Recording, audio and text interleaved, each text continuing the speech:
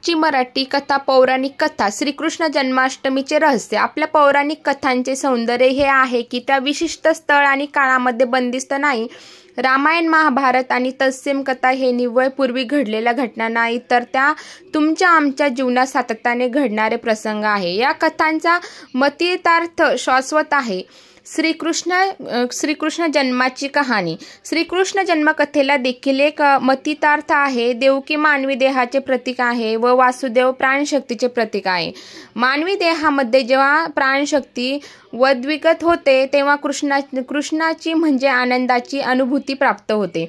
कंस हा देवकीचा भाऊ म्हणजे देवकीचा सहोदर, जो अहंकाराचे प्रतीक आहे। अहंकार मानवी देहासोबत येतो, होय ना। अहंकार आनंदाचा म्हणजे कंस कृष्णाच्या विनाशाचा प्रयत्न करतो।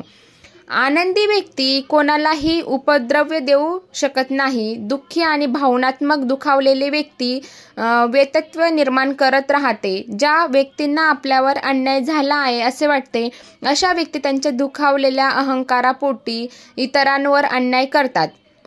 अहंकाराचा शत्रू। अहंकाराचा सर्वात मोठा शत्रू आनंद आहे।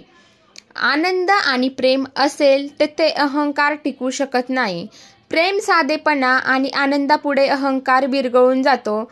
कृष्ण म्हणजे आनंदाचे, साधेपणाचे मूर्तिमंत उदाहरण, प्रेमाचे उगमस्थान होय। देवकी आणि वासुदेव यांना कंसाद्वारे बंदी बनवणे हे अहंकाराचा जीवनावरील प्रभुत्व असणे दर्शवते। कृष्ण जन्मावेळी सर्व पहारेकरी झोपले होते। आपली पंचेंद्रिय जी बहिर्मुख असतात ती अहंकाराला खतपाणी घालत असतात। आनंद प्राप्तीसाठी पंचेंद्रिय अंतर्मुख होणे गरजेचे असते।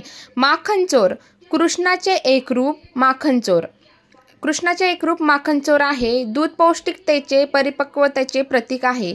ताक दुधाचे पक्व रूप आहे, जे घुसळल्यावर लोणी व तरंगते, जे आणखी पौष्टिक परिपक्व असते। तसेच आपल्या विद्वत्तेच्या परिपक्वातून प्राप्त होणारे ज्ञानप्राप्तीमुळे आपण शांत, स्थिर बनतो, विरकत्व बनतो, कुशल बनतो। माखनचोर हे प्रेमाचे प्रतिष्ठान वाढवणारे, विरक्तीमुळे प्राप्त होणारी मोहिमी आणि कौशल्य दर्शवणारे आहे। मोर मुकुटधारी। राजावर संपूर्ण राज्याची जबाबदारी असते, जी मुकुटासारखी त्यांच्या डोक्यावर असते, जी डोई जड वाटू शकते। परंतु आईला आपल्या बाळाची जबाबदारी जड वाटते का? तसे कृष्णाने त्यांच्या सर्व जबाबदाऱ्या मोरपिसांसारख्या लिलया आणि सहजतेने पार पाडल्या। आपल्या प्रत्येकामध्ये असणारी सहजता, आकर्षकपणा आणि आनंद म्हणजे कृष्ण होय।